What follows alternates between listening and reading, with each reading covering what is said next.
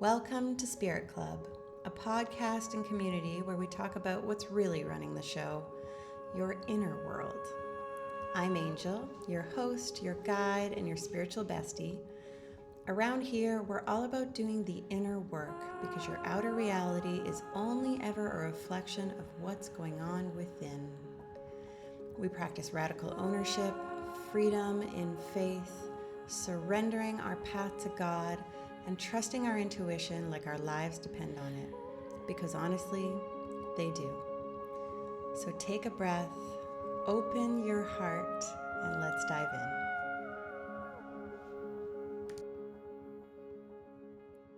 in. Hey, Spirit Club, welcome back. Today we have my soul sister, Gabrielle Celeste of Agua Astrology.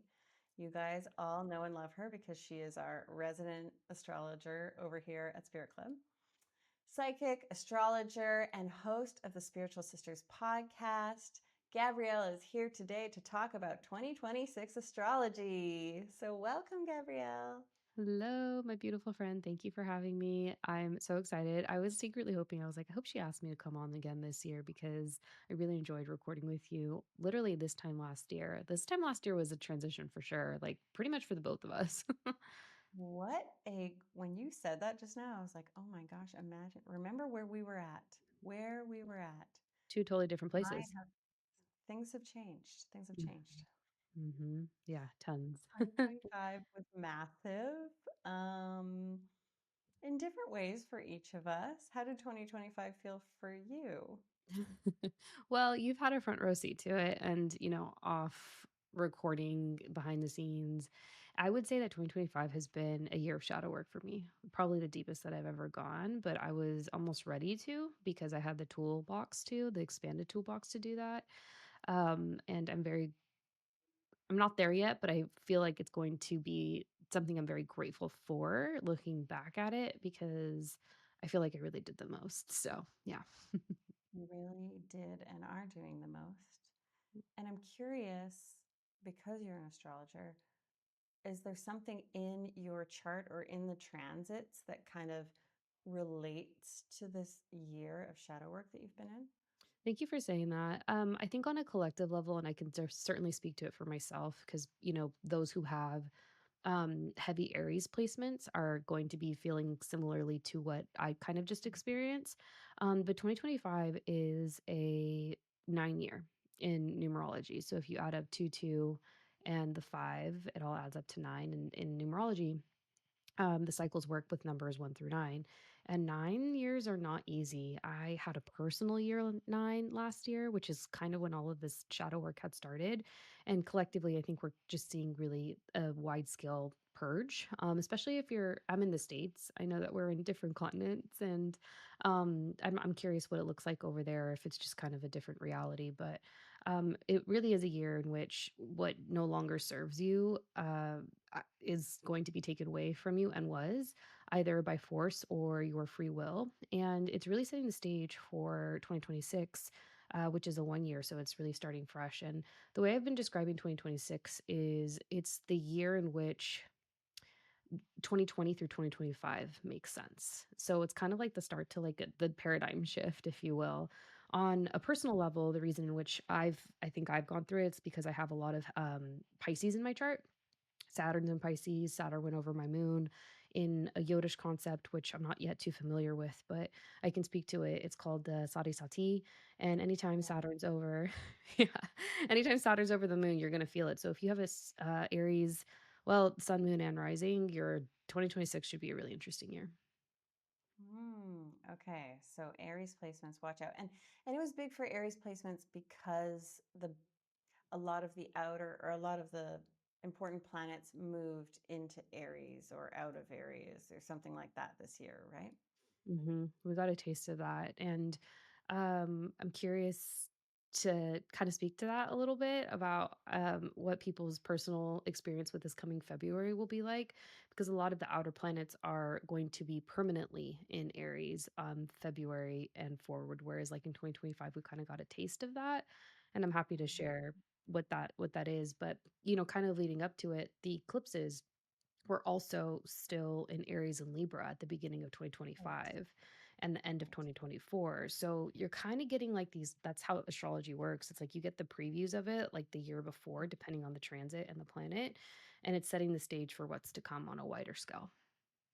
And why do you just get a taste? It depends on the orbit of the planet. Usually they go retrograde and then they ingress into Mm, the sign. So they're kind of just like peekaboos. It has to do with their transit. yes, right. A taste. Interesting. Hmm. Um, and then that sade sati. Did I say it right? I don't even know if Sati. I'm saying it right, but I can spell it for you. Yeah. I mean, It's when you sent me that, Gabby and I talked about this. It's sort of like when the hard time comes after your Saturn return or carries into after your Saturn return. And I really felt that for me. And I've seen it in a few of my clients. And now I'm like, oh, oh. And so, did you say it's Saturn traveling over your moon? Is Mhm. that what you said? Yeah. Okay. Yeah. Saturn over the moon. Watch out if this sounds like you. Well, if you had Saturn and Okay. Pisces, it's done. But Saturn and Aries, Aries moon, you will be feeling it. Okay. Aries moon. Hmm. Okay. So we kind of jumped in real quick. And you've been on the podcast before, but tell the people what your sun, moon, and rising are just so Well, we all get a refresher. oh, yeah, I'm a Cancer sun, Pisces moon, Pisces rising. She's a trip water, folks. She's watery. Yeah, yeah. But I just I find you earthy in a lot of ways. Like you put things into reality more than anyone. And Mm. what do you attribute that to? Thank you for saying that. It's interesting. I was actually counting the placements that I have in water, and most of them, if not all, but most of them are in water. But I do have a nice little conglomeration of planets in in Earth signs that I don't really talk about. But my Mars, the planet that represents just drive and motivation and ambition, is in Taurus. So I do have an Earth Mars, and I get things done. You Yeah, know a she little bit does. about that. Yeah. I feel it, I see it, and I know that you like a Taurus, so Mm. here for it. Um, okay, and then the other question I like to ask, and given that you've been in deep shadow work for a year, I'm sure this question will be top of mind, but we're all about doing the inner work over here. So I'm curious, what spiritual lesson is alive for you right now that you're kind of moving through? I don't know if there's a formal term for it or a proper, like, description to Yeah. No, kind of color that season, but what I have learned is that you're never gonna get anything more than just by being and by literally doing nothing and feeling it and going through what you're needing to go through and releasing and feeling into those emotions because that is where the magic is at, as challenging and as painful as emotional as it can be.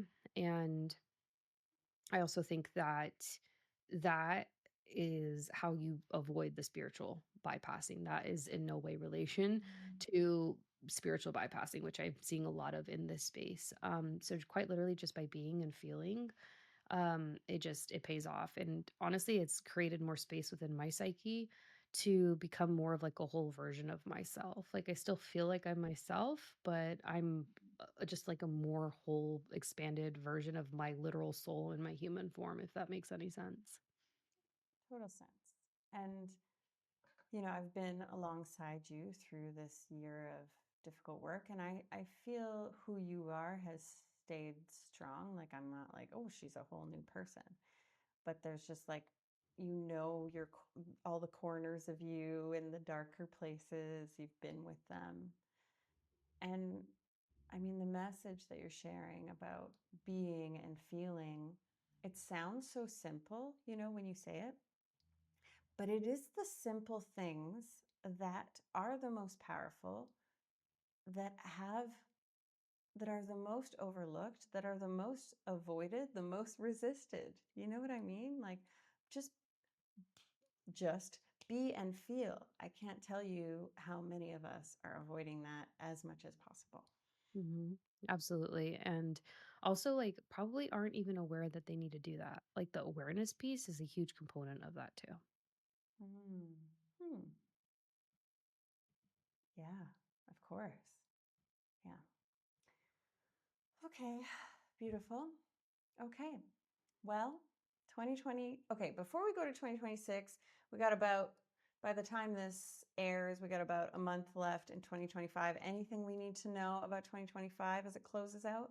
Yeah, so once we got past the astrology of this past October, even a little bit of November with the Mercury retrograde that just ended by the time that this airs, we're really like coasting, honestly, until the end of February of 2026. So, in terms of like wild astrology, like December is really not it. It's kind of calm. It's for me on an energetic level because I do look at the astrology of it, but then I can also sense into just like the energy that's present as a result. Um, December presents to me as a mixed bag type of energy. It could go either which way, but it's really meant like a transition month. Even though we are in the dead of winter, just about, we're closing out fall and beginning winter around the solstice. So the solstice would be one of those dates that I would provide as like a key point to consider. Yeah, key Mhm. date. The 21st of December is usually when it is, and it hits. And then shortly after on Christmas Eve, we have Venus entering Capricorn, and she's kind of setting the stage for the huge Capricorn energy that sets off between, I believe, the 6th to the 8th of January, 2026. And that is the time to like, normally I'm not usually saying like, okay, like new year, new me, like this starts in January. For me, the year really begins in March around the spring equinox. But January and February are really going to set more specifically January. And then when the eclipse season hits in February, we're really going to start to feel the start of 2026. Ooh, it is rare. Like I think a lot of people don't really feel great about starting fresh, I don't know, setting goals, whatever in January. A lot of people don't feel that. I've always felt that. I've always felt January. I feel really good about starting fresh.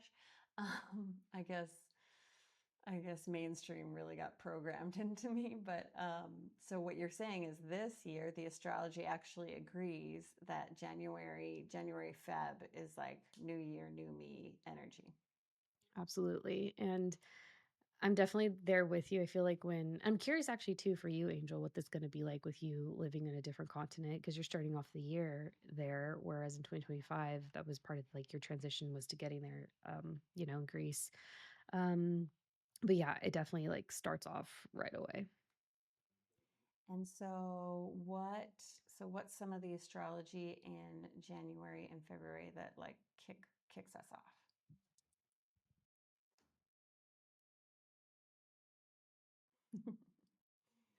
So Allow me. yeah.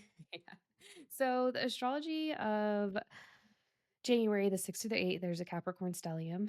And then towards the end of that month, we kind of get that first little taste of what that Aries energy is going to be like. So I just want to preface this and say that, um, the first 6 months of the year are going to be the busiest. And that's kind of been the cadence for the last several years that we've had, it seems like, and then kind of just tapers off by the time we get to the fall and close out the year.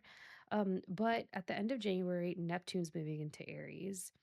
And when we get to February, February is the month in which I would describe as kind of like what just happened. And in my year ahead workshop, which I'll provide the link for, each month I like to do like a prediction and I like to Ooh. associate a word for each month. And the word that I got for the month of February was trepidation. It's kind of like this anticipation that something's going to happen.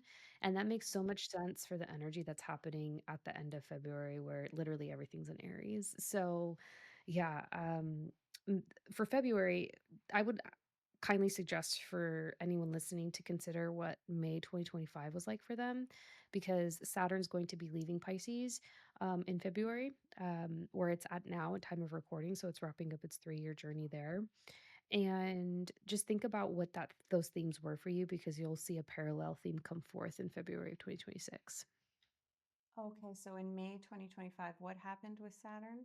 Saturn was the same degrees in Pisces that he will be in in February.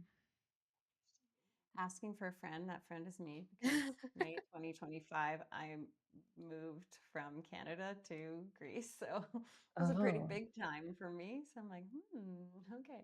Lots happened that month. So I'll have to sit yeah. with that. Um, Eh, yeah, I was like, "Yeah, that makes a lot of sense, Angel." okay. And then the Aries. So with a lot of planet, you said all the planets or a lot of the planets being in Aries at the end of February. Is that what you said? Mhm. Yeah, Okay. so oh, good. So what does it mean to have a lot of Aries energy active? Yeah, so Neptune's going to be in Aries at that point. Saturn will be in Aries. And this is all happening at the same time in which Uranus is going direct in Taurus. So he's finishing up his chapter and his honestly 7 to 8 year chapter in Taurus. He's not going to go fully into Gemini until April, but that planet goes direct. And then, in addition to those major transits, we also have eclipse season all happening at the same time. So when Saturn and Neptune typically meet up in Aries, um, they they don't do well in those in that particular Mm. constellation. But Aries is also the first sign of the zodiac, and it's very much initiation energy. It's kind of getting things done, doing things and asking for forgiveness later, even if you don't have that permission right away. And so think of it as a fresh start. And that's kind of what I was referring to with respect to when I said it's the year 2026 is the year that makes the 5 previous years make sense. Hmm. And and it's a year one. So to have a year one and have all this going on in Aries, the first sign of the zodiac, Mhm. it's kind of beautiful how that's all lining up. It's really poetic when you think about it. In a lot of ways, I feel like Hmm. astrology is cosmic poetry. I love when it all like comes together and you tie this bow and you're like, aha, Mhm. aha. Okay. So, folks with strong Aries placements, is that who should be expecting the most new year, new me energy? New year, new me, or who? Yeah, I would say that. I think it applies to anyone. I feel like because there's going to be so much planetary activity with Saturn and Neptune happening, like in the sign of Aries, anywhere that you have Aries in your chart is going to be highly active, but also like the personal planets, most specifically like sun, moon, and rising. And then you can get into, the Mercury and the Venus and the Mars and so forth. And of course, if you have your Saturn in Aries in your birth chart, that means you're coming up in either your first or your second Saturn return. Ah, uh-huh. So for you, my dear, how do you expect these transits to impact you? So I have a lot like so the name of my business is named after me having heavy water in my chart. But it's interesting because I only have one placement in fire, but all of my fiery Aries degrees happen in my first house. Like the whole constellation of Aries is in my first house of identity, how I present and so forth. So I like to think that I'm a very compassionate person and I really have the capacity to hold space for people in a really deep way because of the water. But that other side, I wouldn't say is aggressive, but assertive. And I think it comes off in the way in which I speak at times. So it's like whole new brand new me energy in a lot of ways because it's all happening in my first house of identity and how I present. Yeah. Okay.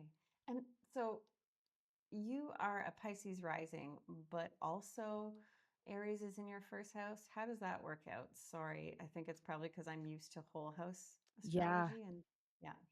that's exactly what I was gonna good you got right to it. It's the whole sign and energy of it. So whole sign balances everything out really beautifully with the 0 through the 29 numbers. So everything's gonna look like a nice even pie.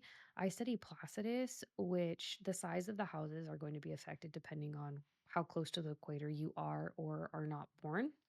And I also use and apply the numbers in the natal chart. And so I have a very wide first house and I'm a 16-degree Pisces rising. So I have all of the 16 degrees onto the end of 29 degrees of Pisces. And then my second house starts at 29 degrees of Aries. So it's like a huge chunk. So I Mm. have Pisces, but I have a lot of Aries in how I present. Yeah. I mean, that's maybe also explains why you're such like a girl gets shit done. You know what I mean? Yeah, thank you for saying that.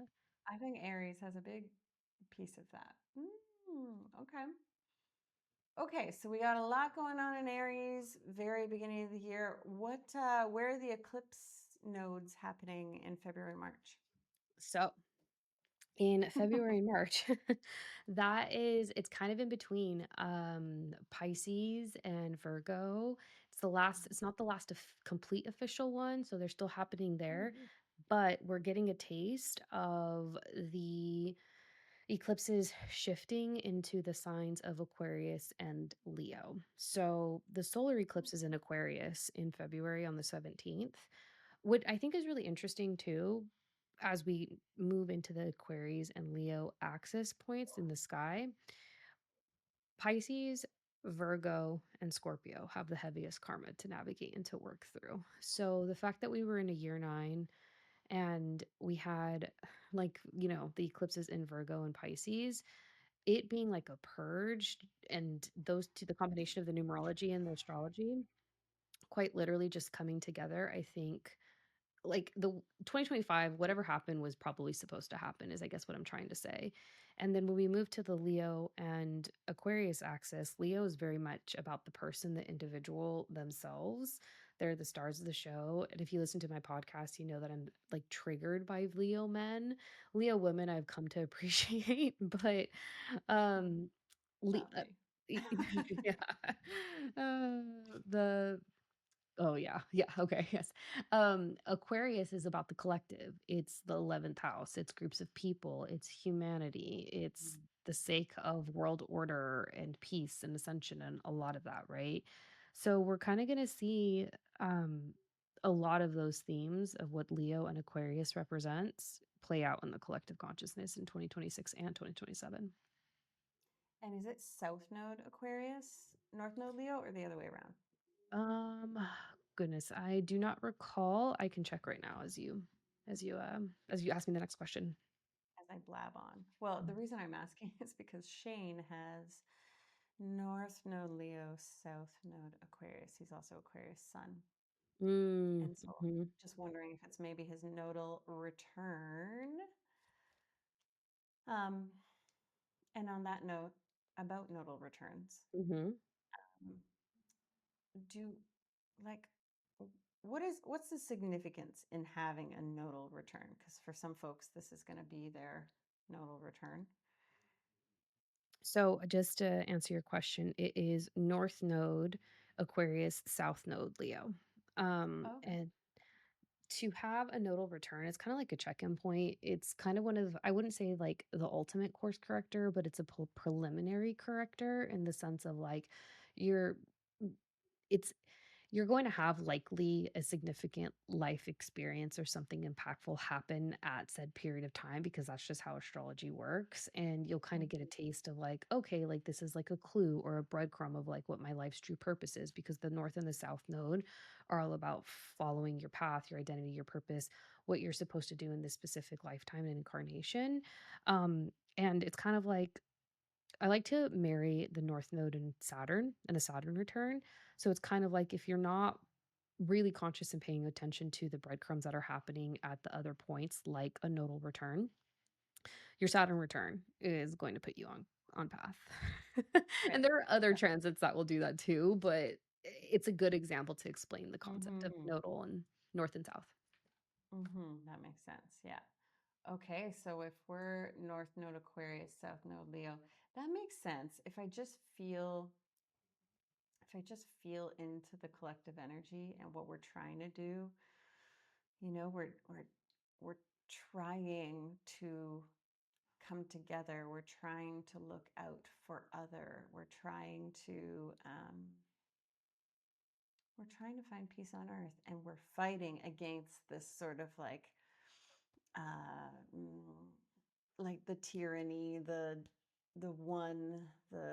self which I feel like we're getting with the Leo South Node. I don't know if I'm articulating myself clearly, but I feel it. It feels right. It feels like the right nodal axis to start coming through. I love that description. And also, if you're watching YouTube and looking at Angel's beautiful face, I just want to point out how you quite literally sensed into the energy of what's coming forth. And that is quite literally like what astrology and astrologists do. They're they're reading the energy of what the planets are doing. So that's kind of why I have like this whole concept. Like I struggle with the concept of fate and free will because I'm like, is it really not fated? Like it's gonna happen. So yeah. Yeah. Oh my gosh. I can't imagine being you and having all that information. Oh, I love doing it for other people, but let me tell you, like, I knew, like, with my Saudi Sati, like, didn't know the proper terminology until after it happened. I knew, Saturn was gonna go over my ascendant and my moon, didn't realize how bad it was gonna be, and I think that's by design because I think if I were to get too ahead of it, I would try to control it, and I think I'd make it harder on myself, and I think my guides know that about me. So I don't Wow. do it for She me. said it. Yeah. I feel like that describes it perfectly. Yes. Mhm, Okay. Okay, so we're having our eclipses. We're also having our eclipses like earlier in the year. I feel like they've been, spring for so long. It feels like many years, and now it's shifting, shifting, shifting into the winter. So I don't know, that in and of itself feels very different to have eclipse season happening February, March, you said? yeah, it is Yeah. earlier this year for sure because usually it's been, like, March, April. Um Mm-hmm. I just feel like 2026, and I feel this about like the previous years too. I just feel like it's going to move so quickly that there's really Mm-hmm. not going to be as much time to like really pause and think because the next thing happens so early on in the year. And I'm not mad about it, but I think I have a different appreciation for time going through this season of shadow work because I appreciate being more present and enjoying the moment for all that it is because I don't know when it's going to happen again. So that Mm-hmm. I think is a wise statement from an astrologist because before I was very much like always looking to the forward and not being happy in the present moment. And I think that shadow work season brought me back to like, how about just now? And I think that's a delicate dance as someone who studies the planets. How about just now? How about just now? Hmm. Yes.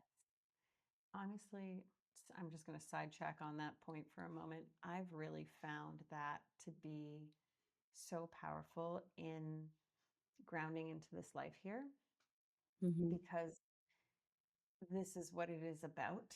Like the quality of my life and the lifestyle that we've created, this is what it's about.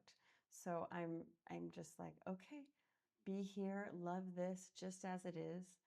Things will change. They always change. You will move forward. My business will move forward. Things will move forward. But I've really been coming back to, constantly coming back to this. This is wonderful. This is enough. This is what it's about. Be here, feel this. And Hmm. yeah, so I just wanted to repeat what you just said. Yeah. Oh, and just to reflect back to you too, my friend, you are quite literally, if not the most grounded person I know. Like Taurus, Thank you. I collect you Mhm. guys. I'm like, yes, if I could marry a Turian man, I'd be so down and open to it. I see that for you, though. I always have. Yeah, Yes, you have. I do. Although Aries just flashed into my head. I'm like, oh, maybe he's gonna have some Aries in him. Anywho, um, okay, okay. So we've moved through eclipse season. Anything else in this first part of the year we need to know about? Well, without giving too much away for your listeners, Hmm. if you would like to, book my on demand, my year ahead workshop, and then I have a couple of different options for my Etsy readings and the one to one, so different tiers. I'm actually really excited about March and a little bit of, well, actually, most of April and some of May, because guess what?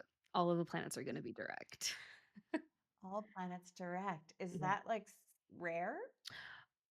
It happens. It's happened the last couple years. 2022 was one. I think we had one earlier in 2025 as well. Um, Yeah, I remember it. I remember feeling it. Yeah. yeah. Hmm. And then do you feel like the year just like or that period of time flies by so quickly? Because for me, that's been my experience. Mm. I've kind of slowed way down, and so Mhm. time no longer feels like it flies. And But yeah, you and everyone else.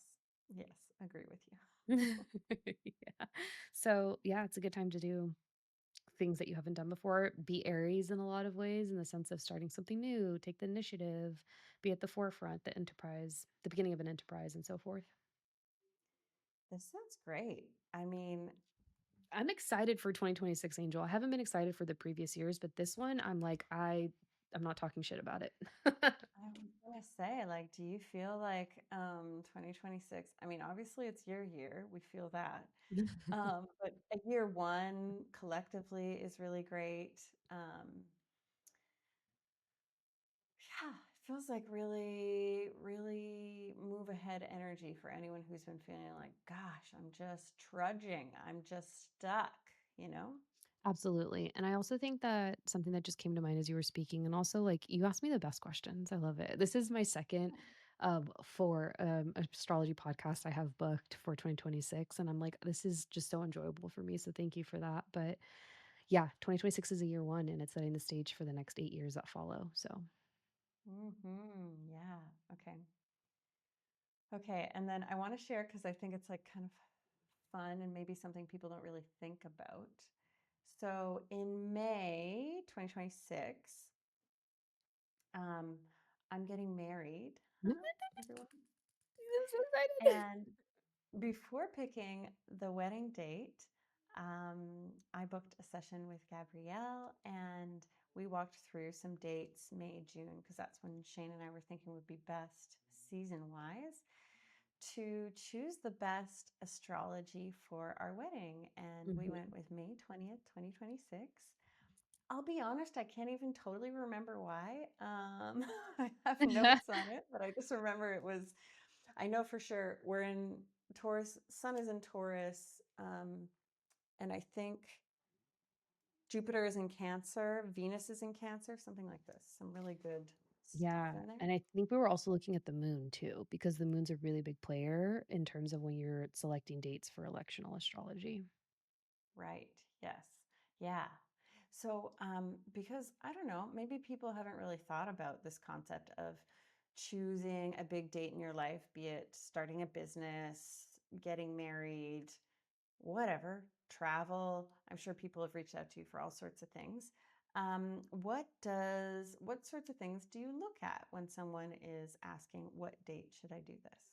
Yeah, it really depends on what you're selecting a date for. I do have a client that's actually I just saw her and she books with me. She's booked with me for the last 3 to 4 years. She's a little bit older and she is concerned about her health. And so she books with me based off of like the dates that are going to be the most supportive for her to travel and so that she doesn't potentially get ill depending on like when she's going and where she's going to, of course. I do also marriage charts. Those seem to be the ones that I look at most frequently. And for those, I'm always going to be looking at the moon and Venus and Jupiter because they represent husband and wife, and then also like what's going on in the sky at that time. So, yeah, there's a lot of different factors, but you can select charts for quite literally anything. So cool. And you also like while you were looking at the moon, Jupiter, Cancer, whatever, moon, Jupiter, Venus, you were also looking at Shane and I's charts as hmm well, right? And like trying to find what looks best for us together, us individually, and so on. Absolutely. Yeah. So you're looking at your chart, you're looking to see how like it affects the husband's chart. So, and then you're looking at the synastry, you're also looking at like it's so complex. The malefics, you're looking so which are Pluto, Mars specifically, sometimes Saturn depending on how it's in there someone's chart or whose chart you're looking at. So it's not just one thing that you're considering when you're casting said charts, but you're looking into okay, when's the best astrology of the month? Where's the moon at? What are you looking at the date or what are you casting the chart for? And Hmm. quite literally like the possibilities are endless. I've had a couple girlfriends that want to do some plastic surgery and when you're selecting charts for that, you can't you don't want to do it when Mars specifically is in a really bad sign. In terms of the sign, like it doesn't do well in. Mars doesn't do well in Cancer, and it was there um, from the time like we both moved. This last time that you and I had actually met to do this podcast. So you want to make sure that Mars, if you're having surgery or plastic surgery, isn't a good sign because Mars rules over sharp ends, knives, surgery, operations, and so forth. So there's so many Wow. different factors. Wowza. That will not be me. That's that gives me anxiety. That's too much. But I found it really special to just like be that intentional about our date and obviously taking everything else into account. People's travel, how expensive it will be, what the weather will be like, what the water will be like, all those sorts of things. And to find something that was like perfect was really special. So thank Yeah. you for that, my friend. Yeah. And thank you for the invite. Can't wait to be there. Yeah. We really got to get our butts in gear on planning. But anyway, doesn't need to be talked about here. Okay, so Agua Astrology you've been into astrology, doing astrology readings for how many years now? Oh my gosh. Thank you for asking this question. I haven't had this asked on a podcast before. April of 2026 marks 4 year of me doing this professionally, which is crazy. Mm. Um, Amazing. it is it's so exciting and I'm so grateful. And I'm like, wow, like I feel like I'm just getting started in a lot of ways, but I've always been into it.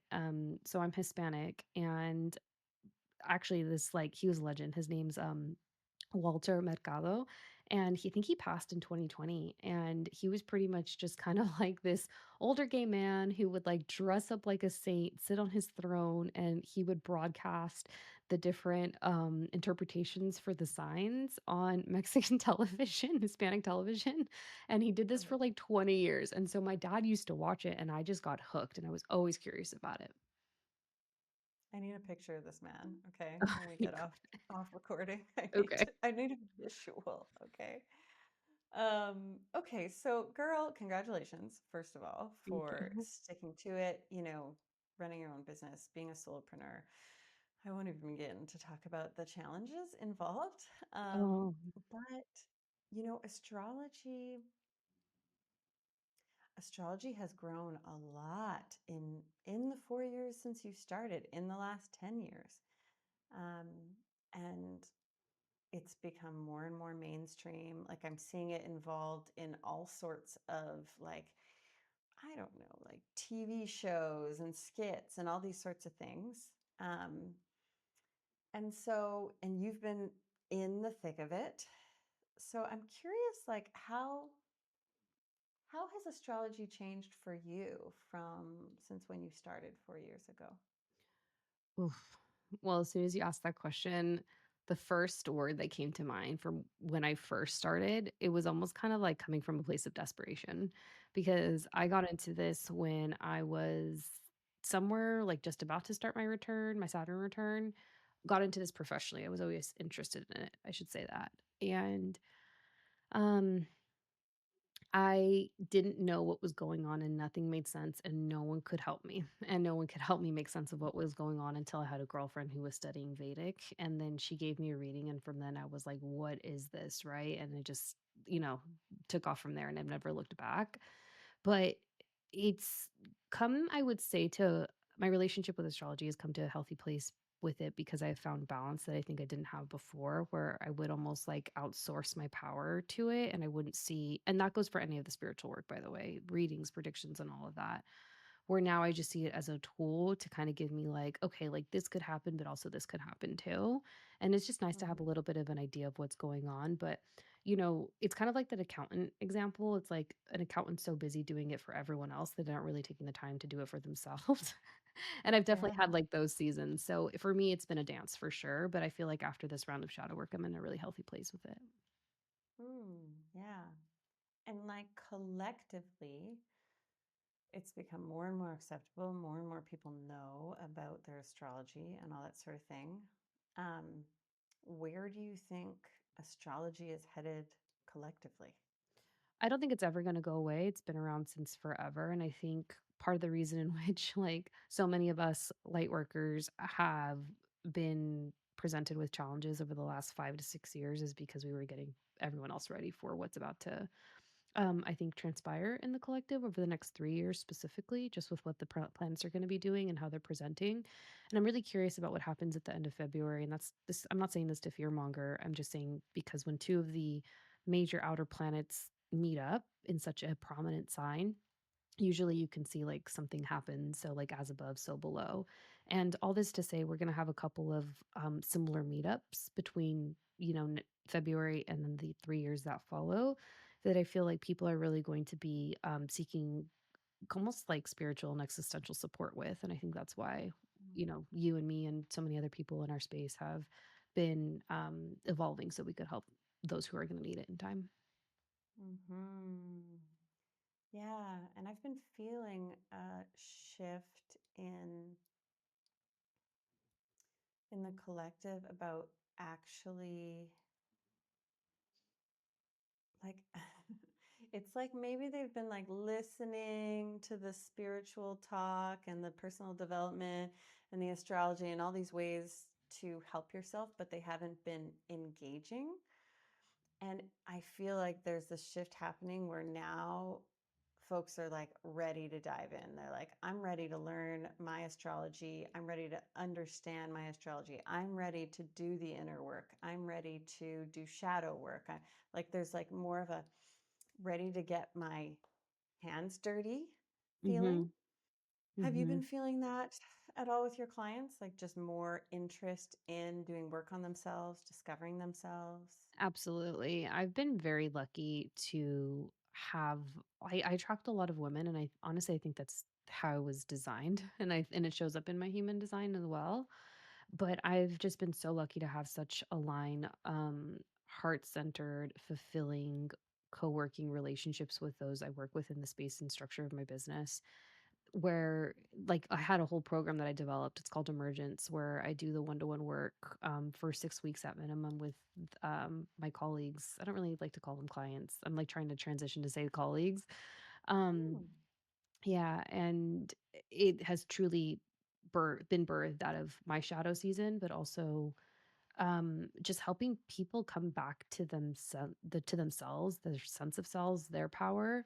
And what I've noticed is, as that has been happening with those I'm working with, I don't think it's a coincidence that they're kind of questioning everything external outside of them when it comes to like who they're working for, what their values are, how they see money, who they are, what they associate their identity with and to who and so forth. And I feel like that on a grander, wider collective scale is what we're going to see happen in 2026 and beyond. And I think it starts with the light workers. Interesting.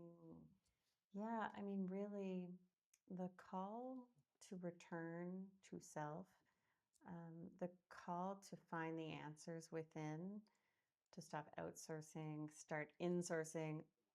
That was not mine. Lambeth came up with that. Shout out to Lambeth. But I like it's so powerful. And I've been and I've shared with this you I've shared this with you a bit, but I've been looking into different sides of Christianity, Gnostic Gospels being one of them. And, the Gnostic Gospels, they're known for the teachings are about finding your own power within, finding God within, and all that sort of thing. And that sort of got squashed out of Christianity because you can't control people if they have the answers within, if they have the power within, if they have God and love within. So it feels like all of these tools, astrology, human design, numerology, doing the inner work, shadow work, inner child, all of these are just ways for you to get to know yourself better, so that you can better trust yourself, so that you can better make choices, so that you can connect deeper, all these sorts of things. And I hope that's where we're headed collectively. I do. Uh, Same. And it also depends on like, I think just to like caveat, because I completely agree with what you just said. I almost wonder too if it depends on like where we're looking for it, because I feel like whatever you look for, whatever you feed your consciousness with, is going to be reflected back to you. And like you and me, I would like to think we vibe high, and I say that with humility. Um, and it's like that's kind of not part of our reality because we're doing the work and we're feeding our consciousness and our brains with that information, and we operate from that place. And that's just quite literally how you move in this world. You create your reality in a lot of ways, right? Yeah, yes, 100%. I stand firm on that belief. Um, yeah, okay. Okay, so you're getting clients looking to do more work within too. Beautiful. Okay, so are there any, yeah, I guess any predictions that you want to share? I know most of these, let's save these for your year ahead workshop. We don't want to overwhelm folks, but if you were to, let's say, pick one overarching prediction for 2026, ooh, Mhm. that's a big question. What would you land on? Well, I just got a word and I feel inclined to share that. It's funny because I'm actually a more predictive reader. Feel like that's kind of how I started off. And since I've done the work on the lower three, like I've just I think honestly, I really feel like the lower three chakras are probably the most challenging to work on from my experience. But I'm moving away from predictions, but the word that I heard was excitement. So I'm really Mm. excited for 2026 and all that it offers because it feels like it's a brand new opportunity. Mm-hmm. Okay. So let's, everyone listening, let's speak that into being. Okay. I know you guys listening, you get jaded. We all do. And our possibilities start to narrow and narrow and narrow, and we stop being able to see something bigger and more expansive and what's possible. But let's bring in 2026 with this excitement of there's more that's possible. It is happening for me. It is happening. I And declare. and so it is. And so it is. And so it is. Okay. Well, I feel like, I feel like I always forget with you whenever we connect podcasting. You are so efficient, my friend. You deliver so much information efficiently. So, like, we could talk for whatever, 45 minutes, and we can fit so much in there where, different folks, they relate differently. I can talk for 45 minutes and we've touched one subject. So I think there's a lot for you guys to take notes with, but why don't you let folks know all the ways in which they can work with you? Oh, thank you for saying that. I receive, I take that in. I love recording with you. And also, Angel's coming on my podcast again to talk about all the things that she's had going on. So be sure to check that out. You can find me on Instagram at Agua Astrology. And then my podcast page is at the Spiritual Sisters Podcast, all one big, large word. I am going to start posting on TikTok and I'm under at Agua Astrology as Hmm. well. And you can find me on the links below. So the Year Ahead workshop will be available on demand for $33. It comes with also 125 page plus slides of all the key transits, an hour and a half Wild. recording. Yeah, that was a labor of love, but it sets me up for the rest of the year. So be sure to check that out. I also have Mhm. an Etsy shop, so you can purchase for $88 Year Ahead workshop. Year Ahead reading. It's very comprehensive, key dates. You get a card for each month. And then the gem, I would say, is my year ahead 1 hour reading that you can find on my website. And that is where I quite literally give you the most and do the most. So be sure to check it out. And if that's just not something that works for you right now, I totally understand. Sign up for my free newsletter and you will have the insights and information for whatever I have coming up. So many. I just love the breadth. Like there's just so many ways to work with you at like different touch points. Like I think that you've created quite a beautiful menu, but you missed something, and maybe that's because it's not open right now. But is Emergence open, or is it going Oh, to be open again? yeah. So thank you for that. Yeah, Emergence is my one-to-one coaching. So it is an hour a week for $65 an hour, and you get a lot of information alongside the recording. And we are going deep. Like, if you're not triggered in that period of time, then I'm not doing my job. But it is all shadow work, and it is kind of like hand holding for intuitive development. And I don't say that in a demeaning way. I see it more as like I am there to truly support you and give you the most that I can. And it's at its core, it's shadow work and you stepping into your power. So that is available year round. Okay, amazing. Yeah, I feel like this offer is unique and hard to find. And what what people need to really get where they want to go. And yeah, and I feel you. I just had a client before this recording and I said to her, I'll try to make today light. I'll try to not be triggering. No, I can't make that promise. I'm probably going to be triggered. Yeah, and that's our job too, and also, like, if you're triggered, it's for a reason, you know? There's a reason in which you're feeling some type of way, and it's not anything to do with the person who's triggering you. Maybe it's how they deliver it, sure, like, we'll give them a little bit of credit, but it has to do with you at the end of the day. It all has to do with you.